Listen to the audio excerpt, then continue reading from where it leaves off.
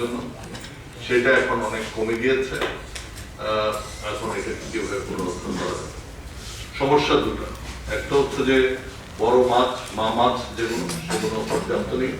আরেকটা হচ্ছে যে আপনার বাঘ যেগুলো ছিল, যেগুলো ন্যাচারাল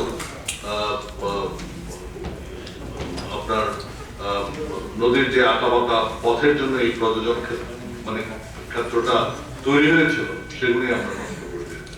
কারণ অন্য নদী তো হয় না, এই নদী তো হয়, because of the nature of the river.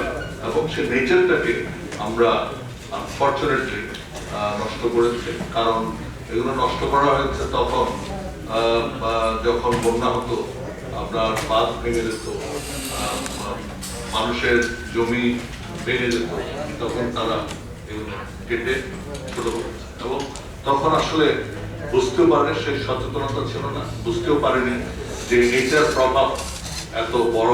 এটার প্রভাব যদি তখন জানা যেত, হয়তো সরকার থেকে অন্যভাবে এর যে নদী ভাঙনের যে বা খাল ভাঙনের যে সমস্যাটা ছিল, সেটা অন্যভাবে হয়তো আমরা ট্যাকল করতে পারতাম। সেই সচেতনতা আমাদের মধ্যে ছিল না। এখন আমরা বুঝতে পারছি যে আমরা যে কয়েকটি কাজ করেছি সেগুলো আসলে ঠিক হয়।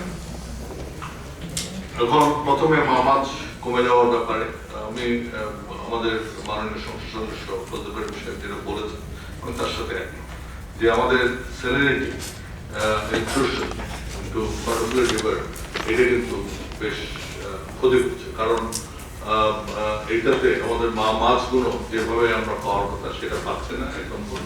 দুই নম্বর হচ্ছে যে উনি যেটা বলেছেন, আমি সেটাও একমত। আমরা যতটুকু মাছ ছাড়ছি আমার মনে হয় না সেটা যথেষ্ট। কারণ এখন একটা জিনিস স্বীকার করতে হবে, লোক সংখ্যা বেড়েছে। আগে যখন